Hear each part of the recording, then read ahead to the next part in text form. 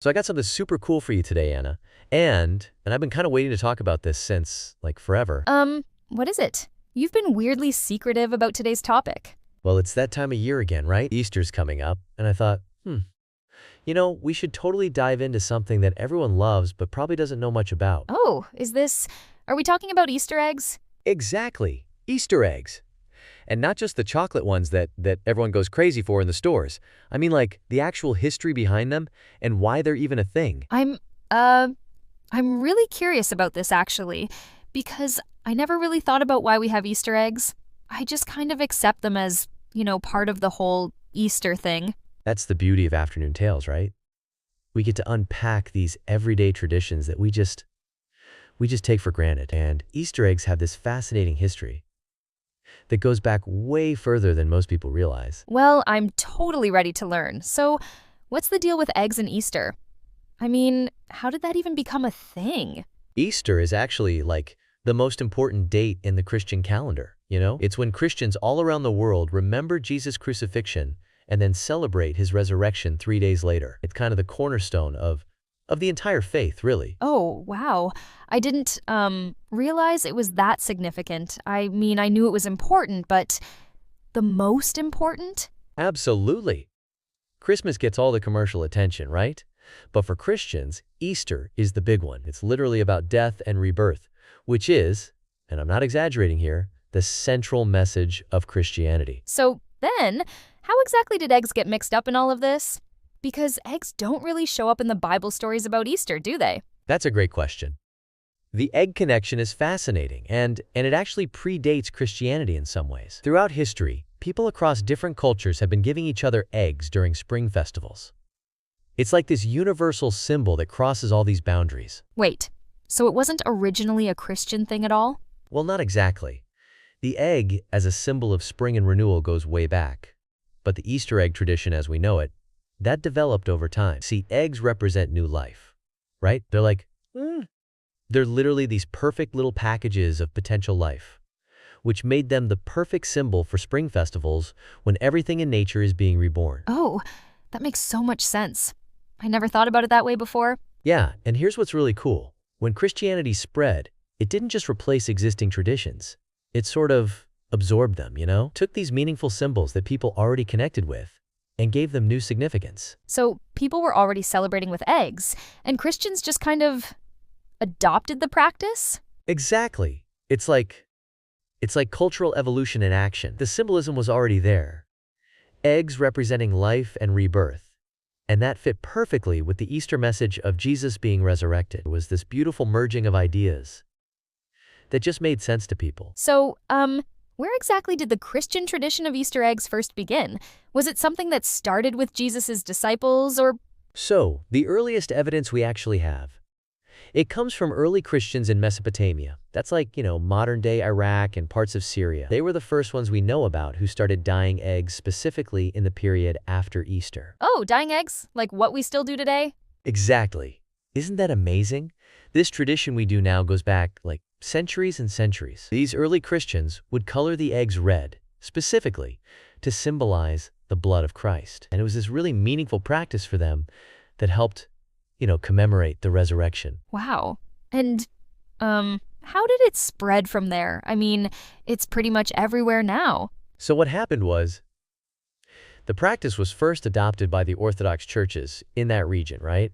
And from there, it just kind of, it spread westward into Europe.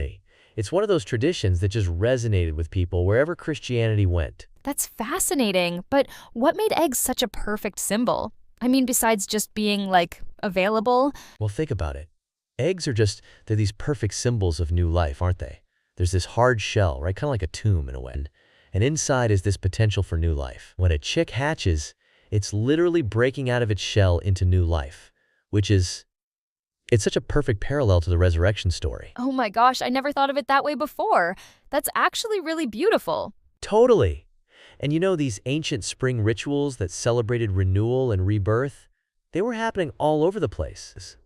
So when Christianity came along with its message of resurrection and eternal life, the egg was just this natural, this perfect symbol that made sense to everyone. It's like the message and the symbol were just made for each other. So it sounds like Christianity just kind of absorbed this existing egg tradition? Yeah, that's exactly what happened. Christianity has this amazing history of incorporating local customs and giving them new meaning. The egg was already meaningful to people as this symbol of springtime renewal, and Christianity just added this deeper spiritual layer to it. It's like, eh. It's like they didn't have to reinvent the wheel, you know?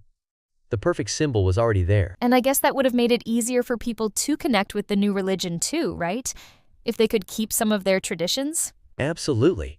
That was a huge part of how Christianity spread so successfully. Instead of just, replacing everything, they found these beautiful connections between existing customs and Christian teachings. And the Easter egg is like one of the most perfect examples of that cultural bridge building. So during Lent, did people actually give up eggs?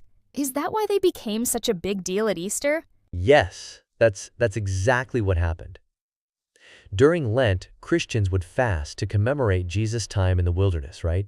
And eggs were definitely on the no-no list, along with meat and dairy and other rich foods. That explains why we have pancakes on Shrove Tuesday, to use up all those eggs before Lent starts. Exactly. People would use up all their eggs and rich foods on Shrove Tuesday. You know, what some people call Fat Tuesday or Mardi Gras. And then they'd go without for 40 days. So when Easter Sunday finally rolled around, an egg wasn't just an egg anymore. It was this amazing treat they'd been denied for over a month. I can totally see how eggs would become special then. I mean, I get excited about chocolate after giving it up for even a week. Right? And what's interesting is that all these superstitions and traditions started popping up around Easter eggs because they were seen as so special. People really believed eggs laid specifically on Good Friday were magical. Magical? In what way? Well, there was this belief that if you kept an egg laid on Good Friday for 100 years, which, good luck with that, it would actually turn into a diamond. Can you imagine? That's wild. I wish my Easter eggs would turn into diamonds. Did people really believe that? They absolutely did. And there were other superstitions too. Some people thought eggs cooked on Good Friday and then eaten on Easter Sunday would boost fertility and prevent sudden death. Prevent sudden death? That's a pretty big claim for an egg. I know, right? These eggs were seriously powerful in people's minds. There was even this custom where you'd have your eggs blessed before eating them. And if you cracked open your egg and found 2 yolks inside, it was a sign you'd become rich. Oh, I got a double-yolked egg last month. Still waiting for my fortune, though. Keep waiting. It'll come. And get this. In Devon and Cornwall, they had this game where they'd use Easter eggs like conkers. People would, smash their hard-boiled eggs against each other's until one cracked. Last egg standing was the winner. So they just hit eggs together until they broke? That actually sounds really fun and really messy. Totally messy. But imagine how satisfying it must have been to have the winning egg. These traditions weren't just about food. They were like these community activities that brought everyone together to celebrate after the solemnness of Lent. The egg became this central object that was part food, part game, part superstition. Makes me think our chocolate egg hunts aren't so different. Still using eggs to bring people together and have fun. So, I've heard the term pace egg before. Is that related to all these Easter egg traditions? Oh yes. Pace eggs are one of the coolest traditions that actually still exists in some parts of England today. The word pace actually comes from Pascal, which is the Latin name for Easter. These weren't just any eggs. They were specially decorated hard-boiled eggs from hens, ducks, or geese. When did this tradition start? Well, the first mention of pace eggs comes from early 18th century Lancashire. They really took off in popularity throughout that century. People would give them as presents or use them in these special performances called pace egg plays. And sometimes they'd roll them along the ground in races. Rolling eggs? That sounds kind of messy, but fun. It totally is. And you know what's interesting? Some people think the egg rolling symbolized the stone being rolled away from Jesus' tomb. There's actually still an annual egg rolling event that happens in Preston every year. And the most famous egg roll in the world takes place on the White House lawn in Washington, D.C. No way, they do this at the White House too? They absolutely do. It's this huge event every year. But back to England. These pace egg plays are really fascinating. They're still performed in parts of Lancashire and West Yorkshire. One of the most famous happens at Heptonstall. What exactly are these plays?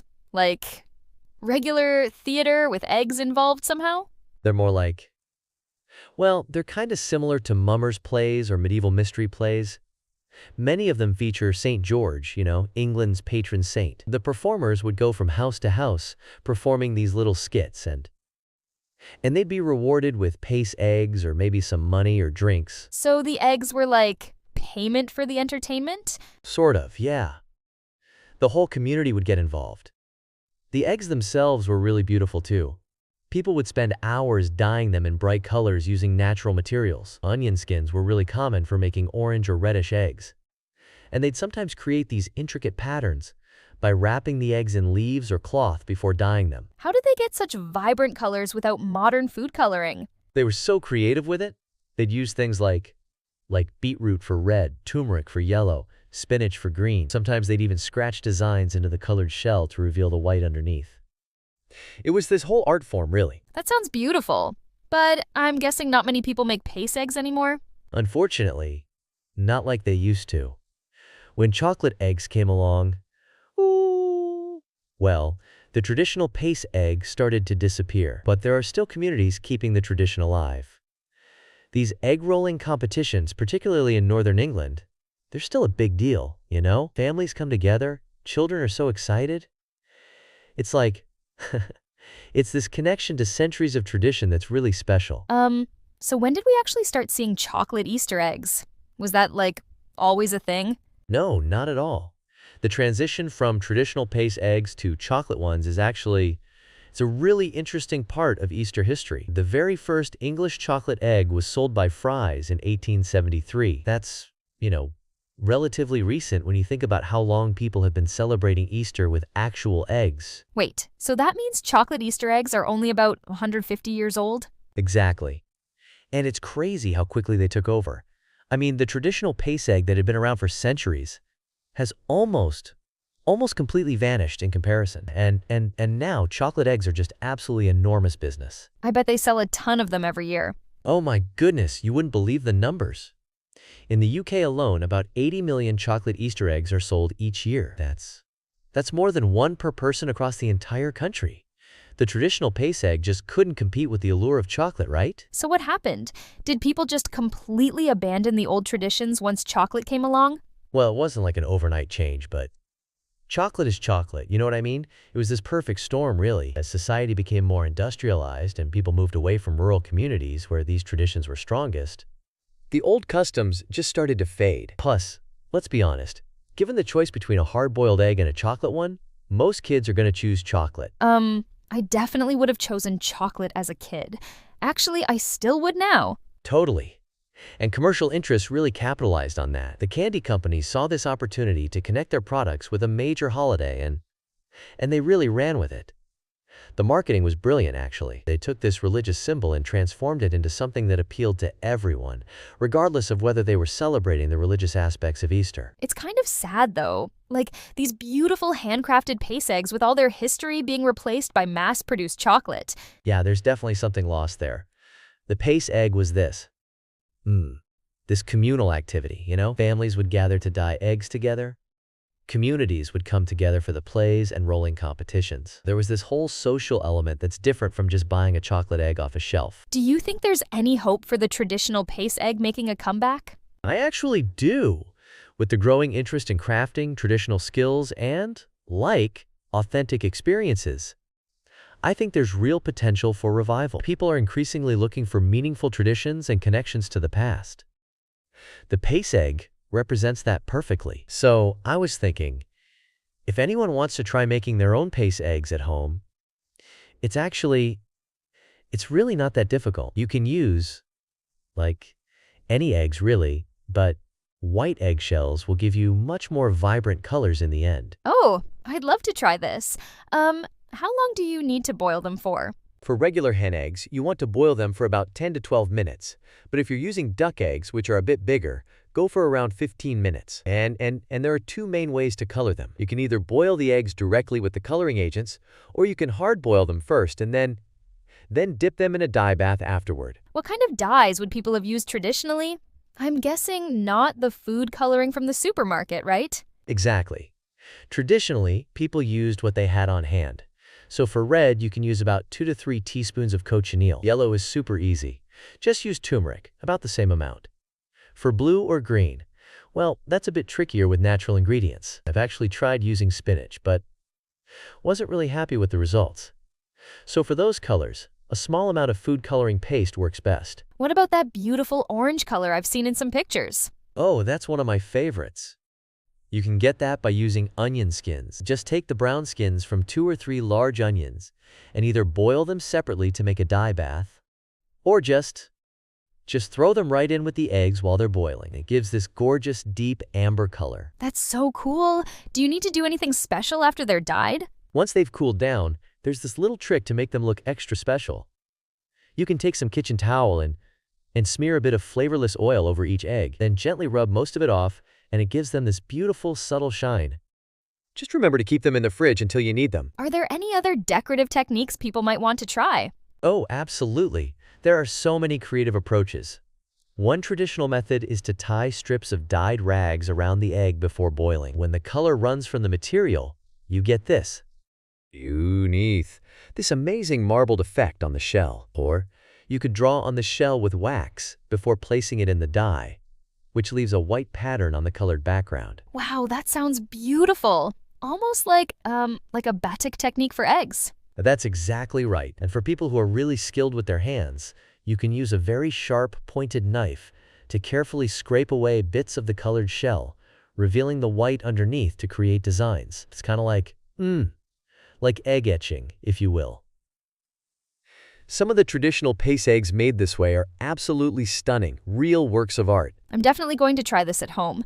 Do you think kids would enjoy doing this too? Oh, kids absolutely love it.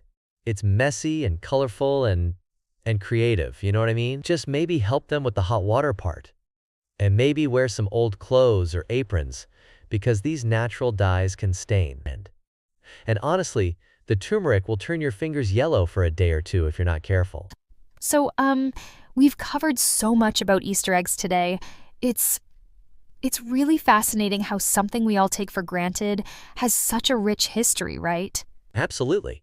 I mean, when you think about it, these traditions go back centuries and centuries. From those early Christians in Mesopotamia dyeing eggs, to all those superstitions like eggs laid on Good Friday turning into diamonds, and then to the pace eggs in northern England with all their plays and rolling competitions. And it's amazing how the tradition evolved over time. Like, before 1873, nobody had even seen a chocolate Easter egg in England, and now we eat like 80 million of them every year.